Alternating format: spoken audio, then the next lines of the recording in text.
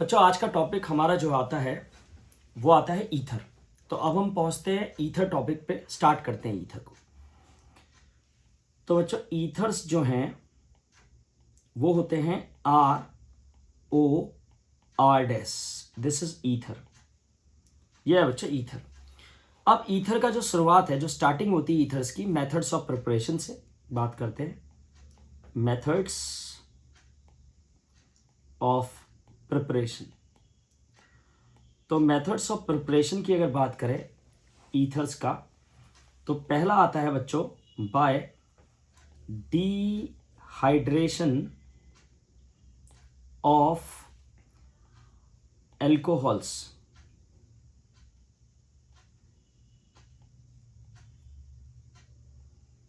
Bye dehydration of alcohols. तो पहला method है बच्चों बाय डिहाइड्रेशन ऑफ एल्कोहल्स। इसके लिए आप देखोगे मैंने ले लिया है CH3CH2OH, दिस इज इथेनॉल। एक मॉलिक्यूल और ले लिया है, रिवर्स करके इथेनॉल लिख दिया है, CH3CH2OH।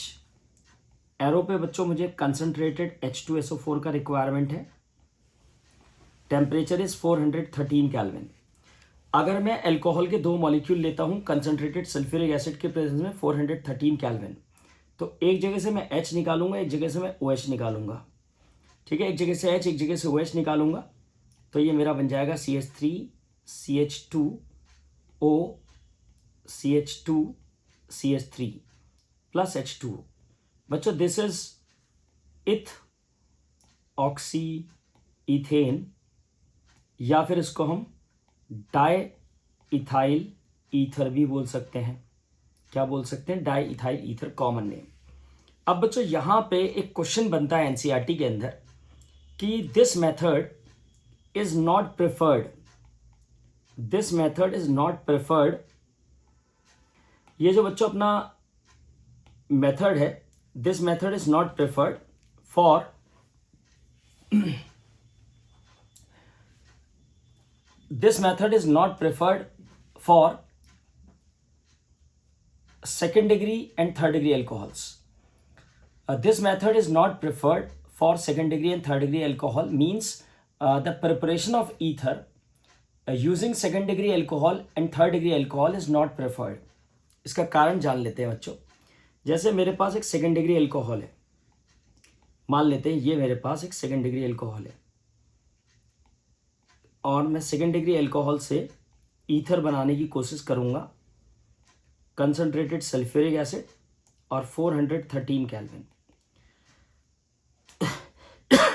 तो होगा ये बच्चों कि मैं तो यहाँ पे ईथर का उम्मीद लगा रहा हूँ, जबकि होगा ये कि इसमें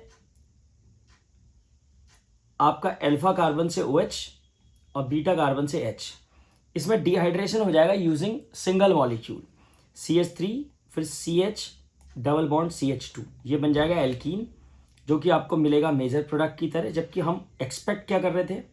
हम एक्सपेक्ट कर रहे थे कि एक मॉलिक्यूल से H निकलेगा और दूसरे मॉलिक्यूल से OH निकलेगा और इस प्रकार का एक ईथर बन जाएगा। हम ये एक्सपेक्ट कर रहे थे कि ये एक ईथर बन जाएगा इस प्रकार का। यहाँ पे बच्चों ये मिलेगा आपको माइनर प्रोडक्ट की तरह। अब एक बार थर्ड डिग्री भी देख लेते हैं, फिर मैं आपको बताता हूं कि क्वेश्चन किस प्रकार से पूछा गया है। This is third degree alcohol, ये थर्ड डिग्री अल्कोहल है। मैं वही कंसंट्रेटेड H2SO4 413 केल्विन। अब एक जगह से H निकले बच्चों, अल्फा कार्बन से OH निकलेगा, बगल वाले कार्बन से H निकल जाएगा, आपको मिलेगा एल्कीन। और इस बार तो बच्चों ईथर की कोई दूर दूर तक संभावना भी नहीं है। तो कहने का सिंपली मतलब ये हुआ बच्चों कि जब आप ईथर बनाने की कोशिश करते हो using a second degree alcohol and third degree alcohol, तो we get alkene as a major product. तो इंस्टेड ऑफ ईथर हमें मिलता है alkene as a major product. तो इसलिए second degree alcohol and third degree alcohol is not recommended in this reaction. अब चलते हैं बच्चों अपना दूसरा रिएक्शन ले लेते हैं, सेकेंड रिएक्शन। और सेकेंड रिएक्शन जो मेरे पास आ रहा है, second preparation number 2 is Williamson synthesis. Williamson synthesis बच्चों, विलियमसन सिंथेसिस एक एक्स्ट्रा ऑर्डिनरी इंपॉर्टेंट रिएक्शन है in terms of name reaction, ये बच्चों एज अ नेम रिएक्शन भी पूछा जा सकता है, पहली चीज। दूसरी बात बच्चों, विलियमसन्स के काफ़ी क्वेश्चंस मिलेंगे आपको। विलियमसन्स की limitation, how will you prepare the following ethers using Williamson synthesis, इस तरीके के सवाल आपको एनसीईआरटी में काफ़ी मिल जाएंगे। तो देखते हैं विलियमसन सिंथेसिस क्या होता है। बच्चों विलियमसन सिंथेसिस में आपको चाहिए एक एल्काइल हाइड CH3CH2Br, इसका रिएक्शन करोगे आप सोडियम एल्कोक्साइड से। दिस इज सोडियम एल्कोक्साइड, मैंने ले लिया है सोडियम इथऑक्साइड, सोडियम इथऑक्साइड। ठीक है बच्चों, एक जगह से Br निकालूंगा, एक जगह से Na निकालूंगा, इस प्रकार NaBr निकल जाएगा। मेरा आंसर आ जाएगा CH3CH2O CH2CH3। ये बच्चों ईथर प्लस NaBr, तो इस प्रकार मैंने ईथर बना लिया। ये है बच्चों Williamson synthesis. In this reaction alkyl halide reacts with sodium alkoxide to give ether. अब यहां पे बच्चों आपको इसके लिमिटेशंस जान लेने चाहिए, क्योंकि एनसीईआरटी में एक सीधा क्वेश्चन है लिमिटेशंस ऑफ विलियमसन सिंथेसिस। तो इसके जो लिमिटेशंस हैं उनके बारे में बात करूं मैं आपसे, विलियमसन सिंथेसिस के लिमिटेशन नंबर वन है third degree alkyl hide should not be used because it will give alkene as a major product, यहां पे बच्चों आप कभी भी गलती से थर्ड डिग्री एल्काइल हाइड का इस्तेमाल नहीं करोगे। अब थर्ड डिग्री एल्काइल हाइड का इस्तेमाल क्यों नहीं करेंगे देख लेते हैं। ये मेरे पास एक थर्ड डिग्री एल्काइल हाइड है जिसमें 3 R है और ये मेरा एक हैलोजन है। इसका रिएक्शन मैं करना चाह रहा हूँ सोडियम एल्कोक्साइड से, तो मैंने सोडियम मिथऑक्साइड ले लिया।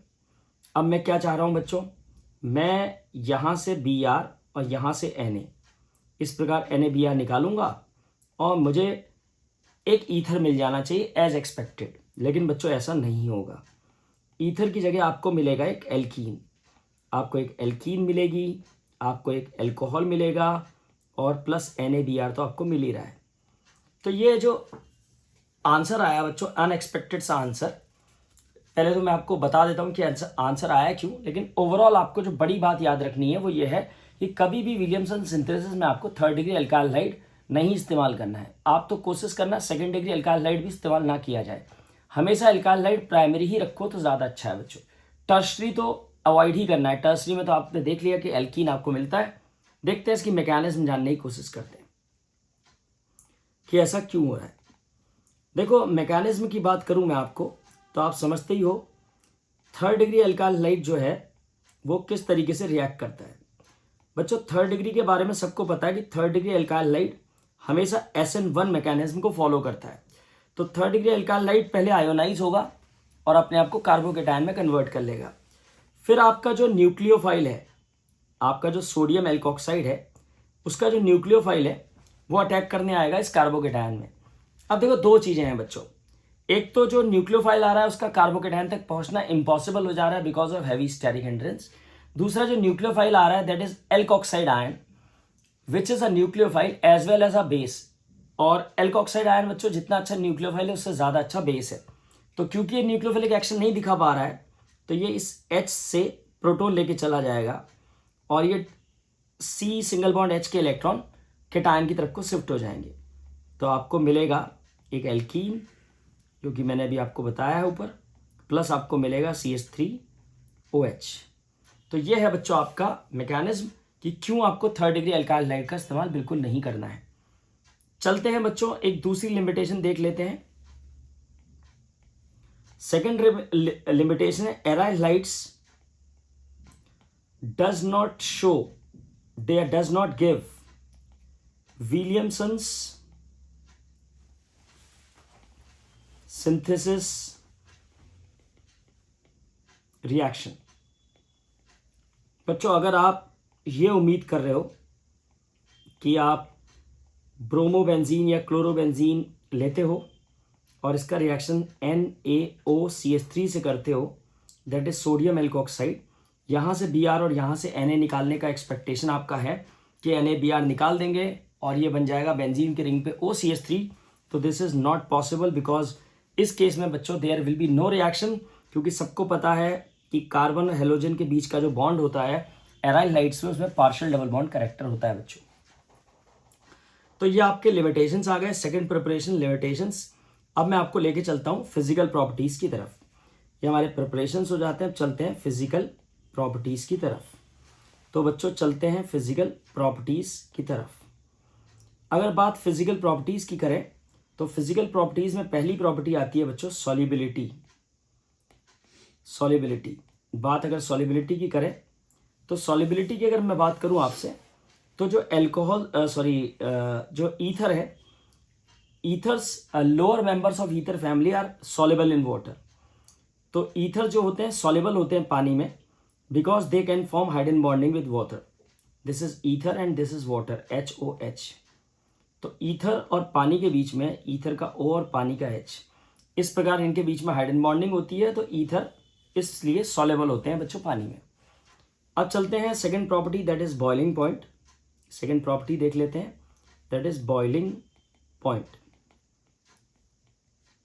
बॉइलिंग पॉइंट में बच्चों ईथर का जो कंपैरिजन होता है वो होता है एल्कोहल के साथ।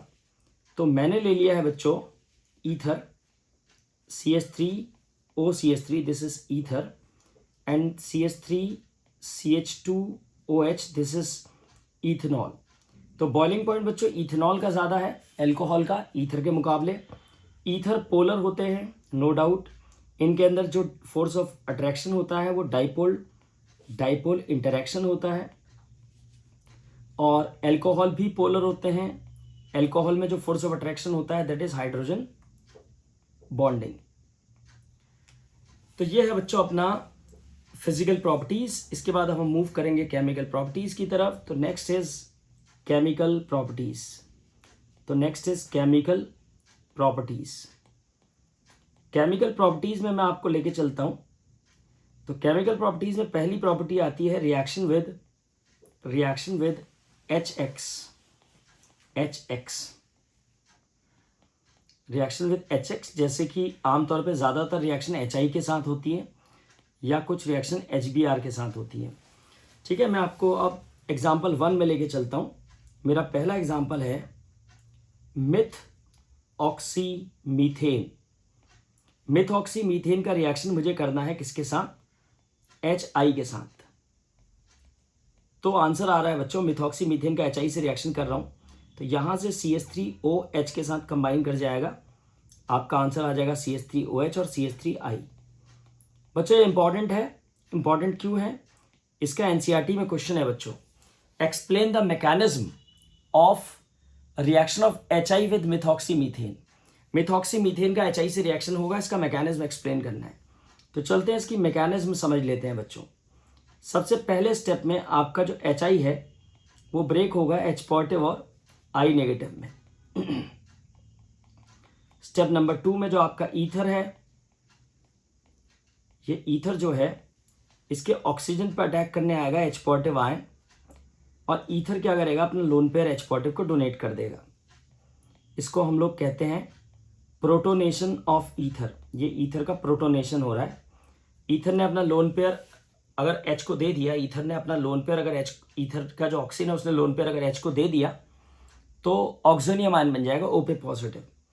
स्टेप नंबर 3, थर्ड स्टेप में जो ऑक्सोनियम बन गया है बच्चों, इस ऑक्सोनियम पे अटैक करने आएगा आपका न्यूक्लियोफाइल।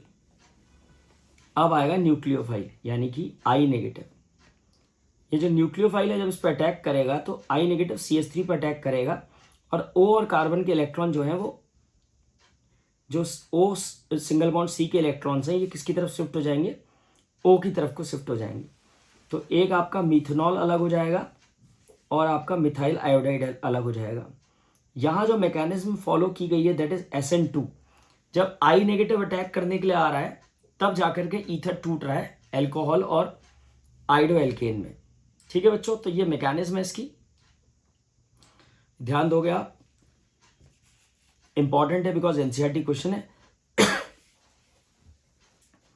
ठीक है, इसके बाद बच्चों हम चलते हैं एग्जाम्पल इसी पार्ट के अंदर, पहली पार्ट के अंदर HI वाली रिएक्शन के अंदर एग्जाम्पल नंबर 2।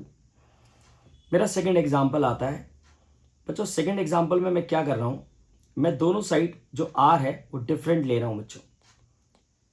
अगर दोनों तरफ आर मेरी डिफरेंट होगी तो अब मैं क्या करूँगा बच्चों, ऐसे में मैं आपको बताऊँ कि आई आपका CH3 के साथ कंबाइन होगा और CH3 आई बनाएगा और दूसरी तरफ से आपको मिलेगा एल्कोहल।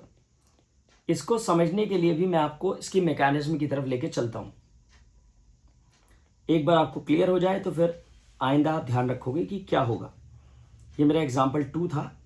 अगर आपकी ईथर जो है वो अनसिमेट्रिकल है तो आई हमेशा सिंपल एल्काइल ग्रुप को टारगेट करता है आमतौर पे। इसके अलावा भी कुछ हो सकता है लेकिन आई सिंपल एल्काइल ग्रुप को टारगेट करता है। पहले देख लेते हैं क्यों करता है। सबसे पहले बच्चों आपका जो ईथर है उसको ले लेते हैं।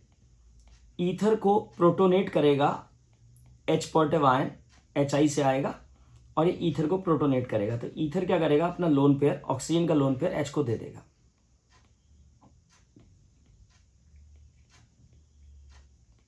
ये आपका बन जाएगा ऑक्सोनियम आयन। अब अगले स्टेप में अपना आंसर ही आ जाएगा। ये जो ऑक्सोनियम आयन बना है इसको ले लो आप। इस ऑक्सोनियम पे अटैक करने के लिए कौन आएगा बच्चों, आई नेगेटिव आएगा। अब आई नेगेटिव जाएगा CH3 पे। मैंने अभी आपको क्लियर कर दिया कि आई CH3 पे जाएगा। क्यों जाएगा, क्यों बोला था मैंने ऐसा, आप समझ लेते हैं। आई के पास दो ऑप्शन थे। आई के पास एक ऑप्शन था CH3 और आई के पास एक ऑप्शन था CH3CH2। मतलब आई के पास दो ऑप्शन है। फिर से समझ लेते हैं। आई नेगेटिव एक तो CH3 पर अटैक कर सकता है जैसा कि हो रहा है। आई नेगेटिव CH3CH2 पे CH2 पे जा सकता है, CH3 के अंदर वाले CH2 पे, लेकिन वो CH2 पे नहीं जाएगा। कारण है due to heavy steric hindrance. I CH3 को टारगेट करेगा due to less steric hindrance. तो आई किस पर अटैक करेगा बच्चों, CH3 पे। कारण है लेस स्टेरिक हिंड्रेंस। और अब बच्चों ये जो कार्बन ऑक्सीजन के बॉन्ड के इलेक्ट्रॉन है ये आपके O की तरफ चले जाएंगे। तो एक तो आपका बन जाएगा CH3I और एक आ जाएगा आपका CH3CH2OH। तो इस प्रकार बच्चों जब भी आपका ये एग्जाम्पल हो गए मेरे दो। एक एग्जाम्पल मेरा ये है एग्जाम्पल नंबर 1, एक एग्जाम्पल ये है एग्जाम्पल नंबर 2। बच्चों जब भी आपका अगर ईथर अनसिमेट्रिकल है जैसे कि ये है तो हमेशा आई जो है वो सिंपल एल्काइल ग्रुप पे जाएगा अगर कुछ परिस्थिति में चेंज ना आए। ठीक है, अभी मैं आपको एग्जाम्पल 3 कराता हूँ तो आपको फिर रियलाइज होगा। एग्जाम्पल नंबर 3 में चलते हैं। एग्जाम्पल नंबर 3 में बच्चों मेरे पास है बेंजीन की रिंग। बेंजीन की रिंग पे है OCH3। This is anisole. Anisole का रिएक्शन जब मैं HI से करूंगा तो क्या होगा, एक बार फिर आई आपका CH3 पे जाएगा जैसे कि मैंने सिखाया और एक फिनॉल बन जाएगा। ये बन गया फिनॉल और CH3 पे चला गया आई। कारण आप समझते ही हो तो यहाँ पे मैं दोबारा मैकेनिज्म डिस्कस नहीं कर रहा हूँ। आपका पहले प्रोटोनेशन हुआ होगा, फिर आई ने CH3 को सेलेक्ट किया होगा। स्टेरिक हिंड्रेंस CH3 पे कम है, फिनाइल पे बहुत खतरनाक है। अब मैं आपको एग्जाम्पल 4 पे ले चलता हूँ। ठीक है, एग्जाम्पल 4। तो मेरा जो एग्जाम्पल नंबर 4 है बच्चों वो बिल्कुल डिफरेंट है। ये मेरा एग्जाम्पल नंबर 4 है जो कि डिफरेंट एग्जाम्पल है। ये मेरा एग्जाम्पल नंबर 4 है। ये एग्जाम्पल 4 है। ये जो मेरा ईथर है बच्चों this is methyl tertiary butyl ether. ये जो ईथर है मेरा मिथाइल टर्शरी ब्यूटाइल ईथर। अब जब इस पे HI इस पे अटैक करने जाएगा तो यहां पे बच्चों आप देखोगे अनएक्सपेक्टेड रिजल्ट। आमतौर पे क्या बताया मैंने आपको, आई CH3 पे जाता, लेकिन इस बार आई CH3 पे नहीं जाएगा। आई जाएगा बच्चों टर्सरी ब्यूटाइल पे। तो आई चला जाएगा टर्सरी ब्यूटाइल पे और दूसरी तरफ से बनेगा एल्कोहल। तो ये जो आंसर आया है बच्चों, इस बार जो मैकेनिज्म चेंज हुई है इसको समझ लेते हैं कि इस मैकेनिज्म का कारण क्या है बच्चों। इसकी मैकेनिज्म देख लेते हैं क्या कारण है इस मैकेनिज्म का। ठीक है बच्चों, इसकी मैकेनिज्म की रिवर्स आंसर क्यों आया है। देखो बच्चों सबसे पहले एज यूजुअल आपका जो ईथर है उसका प्रोटोनेशन होगा तो उसके ऑक्सीजन पर अटैक करेगा अपना H पॉजिटिव आयन। तो सबसे पहले ईथर का होगा प्रोटोनेशन, H पॉजिटिव ईथर को टारगेट करेगा तो ऑक्सीजन अपना लोन पेयर H को दे देगा। अगर ऑक्सीजन अपना लोन पेयर H को दे देता है तो दैट मीन्स ये बन जाएगा ऑक्सोनियम आयन। ये बन गया आपका ऑक्सोनियम आयन। इस प्रकार बन गया ऑक्सोनियम आयन। अब इसके बाद बच्चों स्टेप नंबर 2 में क्या होगा, स्टेप नंबर 2 में ये जो ऑक्सोनियम आयन बना है आपका, इस पर ज़रा गौर करोगे आप। ये जो ऑक्सोनियम आपका बना है इस पर आप लोग गौर करोगे। इस ऑक्सोनियम में देखो एक साइड टर्शरी ब्यूटाइल है, तो ये इस बार जो मैकेनिज्म फॉलो करेगा दैट विल बी SN1। कौन सी मैकेनिज्म फॉलो करेगा? SN1। देखो पिछली बार मैंने आपको बताया था जो मैकेनिज्म फॉलो की गई है वो मैंने कहा था SN2 मैकेनिज्म है बच्चों। यहाँ पे देखो SN2 जब I नेगेटिव अटैक कर रहा है, ये जब I का अटैक हो रहा है तब जाकर के स्प्लिट हो रहा है 2 हिस्सों में। जब I आपका अटैक कर रहा है तब ये 2 यूनिट में स्प्लिट हो रहा है। लेकिन यहाँ पे एग्जाम्पल नंबर 4 में, ये जो मेरा जो एग्जाम्पल नंबर 4 है, इस एग्जाम्पल को अगर मैं गौर से आपको दोबारा दिखाता हूँ, मेरी जो ईथर है वो है मिथाइल टर्सरी ब्यूटाइल ईथर। इस बार मैंने बोला कि I जो है आपका, ये जो I है HI का, वो टर्सरी ब्यूटाइल पे चला जाएगा। इसका कारण समझने के लिए मैंने कहा मैकेनिज्म में चलते हैं बच्चों। और मैकेनिज्म में जब हम गए तो सबसे पहले हमारा हुआ, सबसे पहले स्टेप में क्या हुआ है बच्चों? प्रोटोनेशन हुआ, ऑक्सोनियम आयन बना। उसके बाद जो ऑक्सोनियम बना है उसमें एक तरफ टर्सरी ब्यूटाइल है तो SN1 से टूट जा रहा है बच्चों। इस बॉन्ड के जो इलेक्ट्रॉन है वो O की तरफ शिफ्ट हो जाएंगे, एल्कोहल अलग हो जाएगा और कार्बोकेटायन बना लेगा। इसका कारण टर्सरी ब्यूटाइल है। आपको पता होना चाहिए 3rd degree carbocation extraordinary stable होता है, इसीलिए बच्चों ये टूट गया इस फैशन में कि SN1 मैकेनिज्म चली और एक तरफ से 3rd डिग्री कार्बोकेटायन बन गया, क्योंकि एक्स्ट्राऑर्डिनरी स्टेबल होता है। उसने I नेगेटिव के अटैक का इंतजार नहीं किया कि पहले I नेगेटिव आएगा, अटैक करेगा और तब मैकेनिज्म चलेगी SN2। ऐसा नहीं हुआ। SN1 से स्प्लिट हुआ, पहले वो स्प्लिट हो गया because of 3rd degree carbocation जो कि बहुत ज़्यादा स्टेबल होता है। अब फाइनली स्टेप नंबर 3 में I नेगेटिव के पास कोई ऑप्शन ही नहीं है बच्चों। अब आपका जो 3rd डिग्री कार्बोकेटायन है इस पे I नेगेटिव आपका अटैक करने के लिए आएगा। ये I नेगेटिव जब इस पर अटैक करने के लिए आएगा तो I नेगेटिव यहाँ जुड़ जाएगा, ये आ जाएगा CH3 CCH3 CH3 और इसके साथ I जुड़ जाएगा। ये आपका फाइनल आंसर आ गया। तो ये आपको ध्यान रखना होगा बच्चों, अगर ईथर का जो एल्काइल ग्रुप है उसमें से कोई ऐसा एल्काइल ग्रुप है जिसका कॉरस्पॉन्डिंग कार्बोकेटायन एक्स्ट्राऑर्डिनरी स्टेबल होता है तो वो SN1 से चला जाएगा और स्टेबल कार्बोकेटायन बना लेगा। तब आपका चेंज ऑफ आंसर आपको नोटिस में आएगा बच्चों।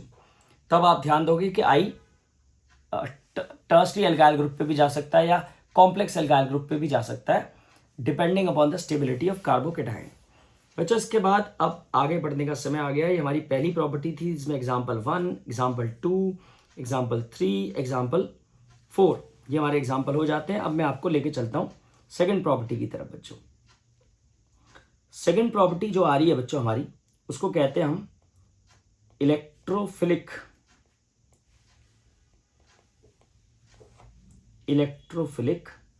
Substitution reaction. Electrophilic substitution reaction जिसको आप लोग रिंग रिएक्शन भी बोलते हो, रिंग रिएक्शंस भी बोलते हैं। ठीक है बच्चों, इलेक्ट्रोफिलिक सब्स्टिट्यूशन रिएक्शन जिसको हम लोग रिंग रिएक्शंस भी बोलते हैं।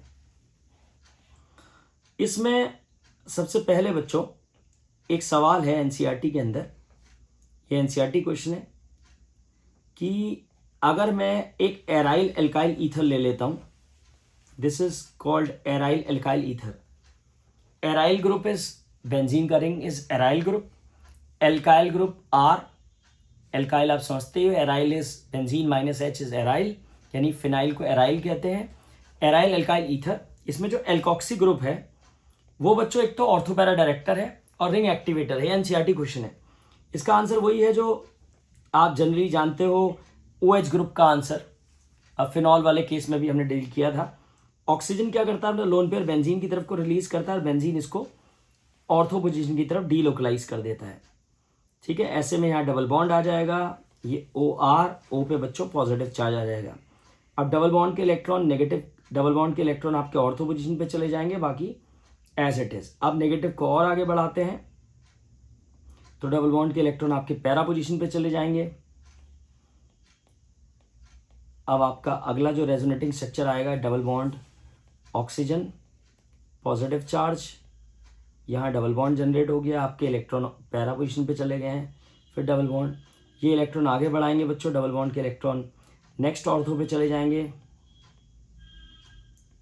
अब आपका नेगेटिव चार्ज यहाँ आ गया, double single double single double positive charge. अब इस नेगेटिव को और आगे बढ़ा दो तो डबल बॉन्ड के इलेक्ट्रॉन आपके ऑक्सीजन को वापस मिल जाएंगे, डबल बॉन्ड के इलेक्ट्रॉन आपके ऑक्सीजन को वापस मिल जाएंगे। ये आ गया बच्चों double single double single double. अब आप देख सकते हो इन रेजोनेटिंग स्ट्रक्चर्स को अगर हम गौर से देखें, मैं इनका चलो आपको एक हाइब्रिड बना के दिखाता हूँ।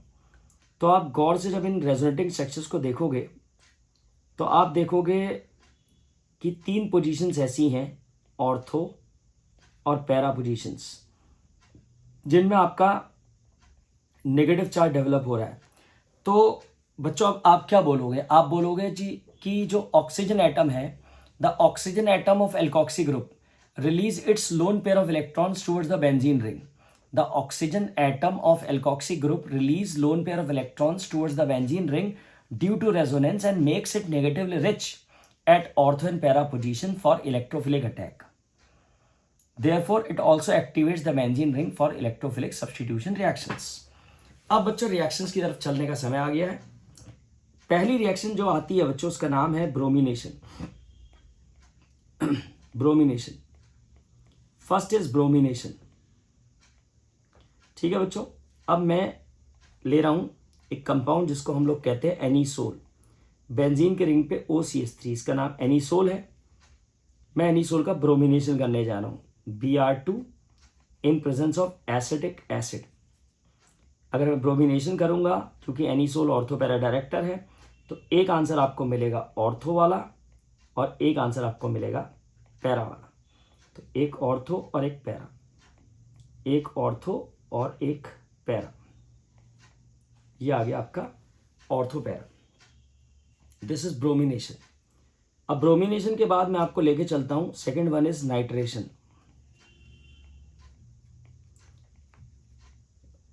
बच्चों हर प्रॉपर्टी से क्वेश्चन बना है, ब्रोमिनेशन का भी क्वेश्चन है, नाइट्रेशन का भी क्वेश्चन है, फ्रिडल क्राफ्ट का भी क्वेश्चन है। तो चलते हैं, ले लेते हैं बच्चों नाइट्रेशन, देखते हैं नाइट्रेशन किस तरह से होगा। एक बार फिर मैंने एनीसोल ले लिया है, एनीसोल का मैं नाइट्रेशन करने जा रहा हूँ। Concentrated HNO3, concentrated H2SO4। अब आपका नाइट्रो आ जाएगा कहाँ पे? नाइट्रो आ जाएगा एक बार ऑर्थो पे और एक बार नाइट्रो आ जाएगा पैरा पे। नाइट्रो ऑर्थो पे, नाइट्रो पैरा पे, नाइट्रो ऑर्थो पे और नाइट्रो पैरा पे। This is nitration. अब चलते हैं, next is number 3, that is Friedel. Friedel Crafts alkylation. Next is Friedel Crafts alkylation. कैसे होगा बच्चों फ्रिडल क्राफ्ट एल्काइलेशन? एक बार फिर एनीसोल CH3Cl एल्काइल हाइड्राइड से reaction, catalyst is anhydrous AlCl3।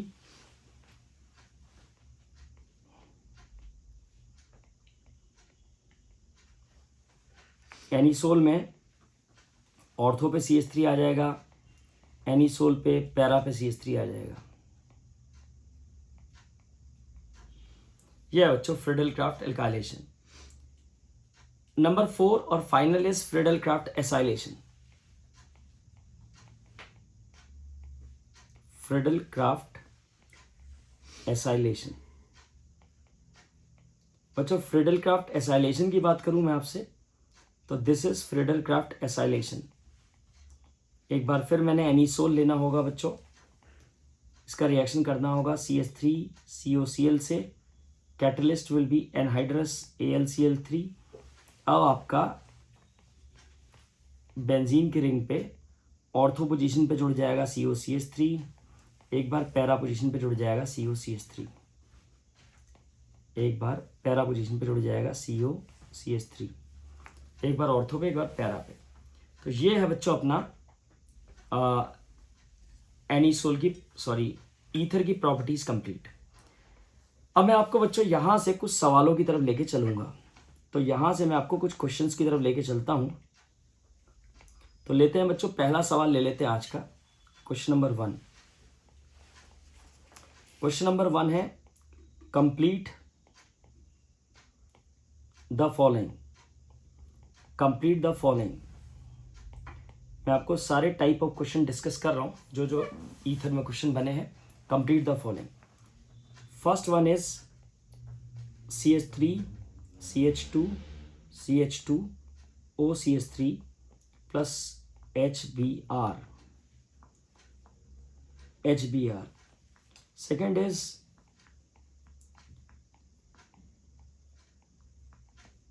benzene की ring OC2H5 plus HBr। Third one is again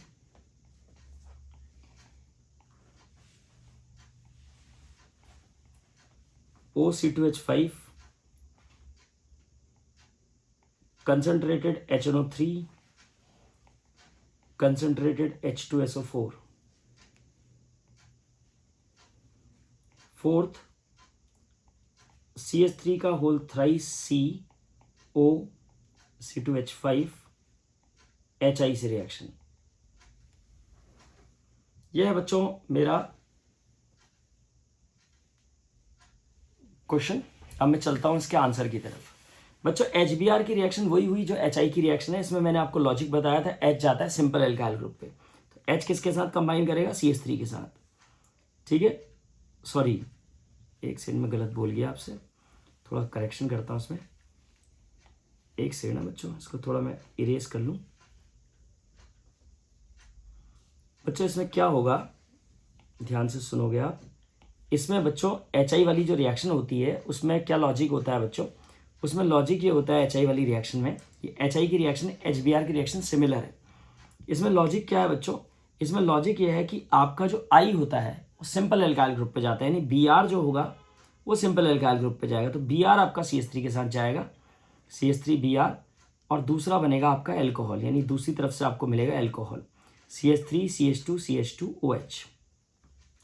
एक बार फिर बच्चों HBr की रिएक्शन है, फिर से Br सिंपल एल्काइल ग्रुप पे जाएगा, यानी Br आपका C2H5 पे जाएगा, तो C2H5Br, और आपका दूसरी साइड से बनेगा फिनॉल, बेंजीन की रिंग पे आ जाएगा OH। अब बच्चों ईथर का हो रहा है, ईथर अभी मैंने एनिसोल का कराया था, नाइट्रेशन हो रहा है। इस बार ये एनिसोल की जगह इथॉक्सी बेंजीन है, तो उससे फर्क पड़ता नहीं है। इथॉक्सी बेंजीन का नाइट्रेशन करूंगा तो एक आंसर आएगा ऑर्थो वाला, दिस इज ऑर्थो, और एक आंसर आएगा बच्चों इसी का पैरा वाला, ये आपका पैरा है। तो ये आपका इथॉक्सी बेंजीन हो गया, ये इसका पैरा पोजीशन हो गया NO2। HI वाली रिएक्शन में देखो आप, इस बार आपको थोड़ा सावधान रहना है। एक तरफ जो R है वो टर्शरी है, तो इस केस में I किस पे जाएगा? टर्शरी वाले पे। ठीक है बच्चों, एक तरफ टर्शरी है, तो इस बार उल्टा हो जाता है। आपको पता ही है SN1 मैकेनिज्म काम करती है, तो टर्शरी पे I चला जाएगा, दूसरी साइड से आपको एल्कोहल मिलेगा। ठीक है, तो ये अपना क्वेश्चन कंप्लीट हो जाता है। अब मैं आपको लेके चलता हूँ अगले सवाल पे बच्चों। तो नेक्स्ट क्वेश्चन में टारगेट कर रहा हूँ। ठीक है, अगला क्वेश्चन ले लेते हैं।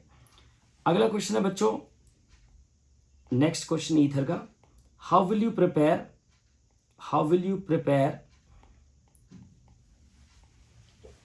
The following ethers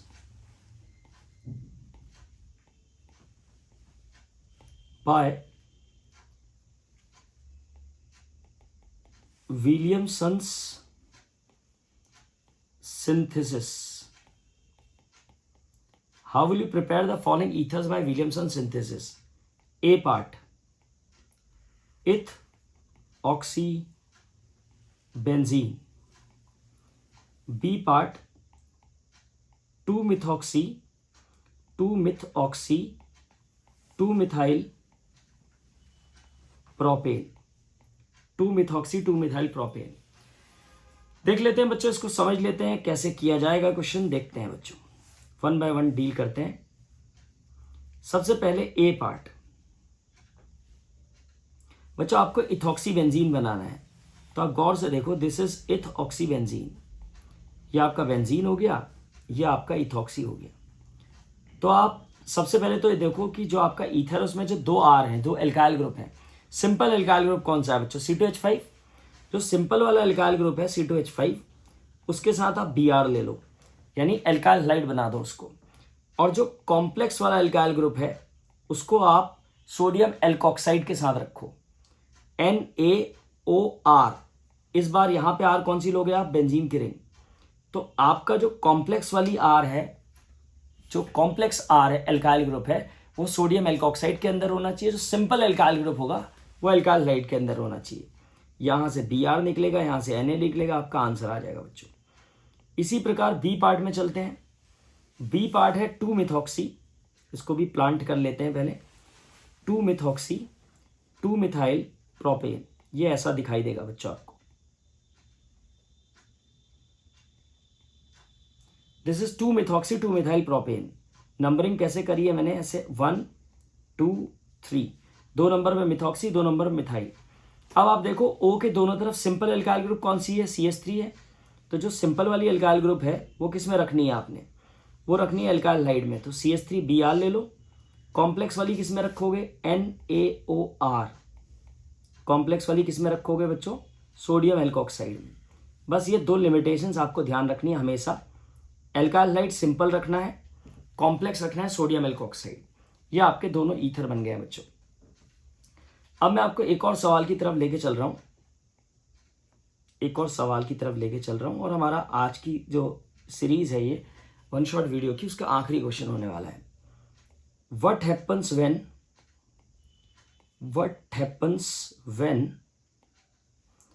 HI react with the following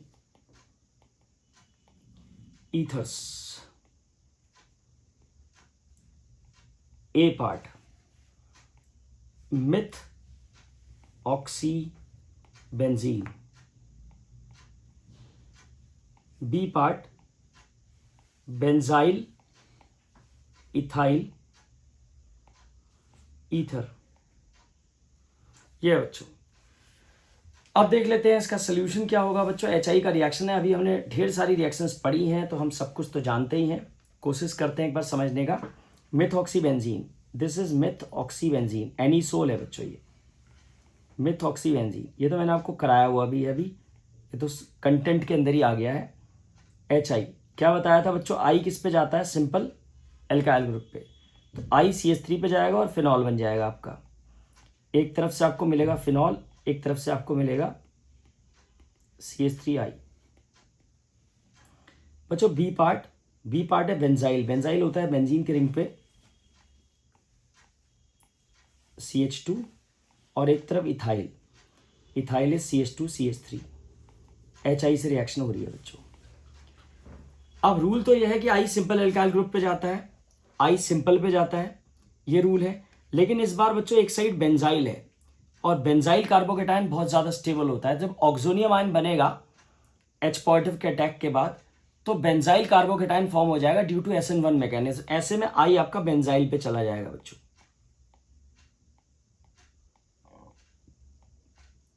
बच्चों 2 ही केस हैं जिसमें I कॉम्प्लेक्स एल्काइल ग्रुप पे जाता है, आइदर 3rd डिग्री और बेंजाइल, जहां से स्टेबल कार्बोकेटायन मिलता है। बेंजाइल पे I चला जाएगा और दूसरी साइड से आपको मिलेगा अल्कोहल CH3 CH2OH। ठीक है बच्चों, ये हमारी वीडियो खत्म होती है वन शॉट ईथर की।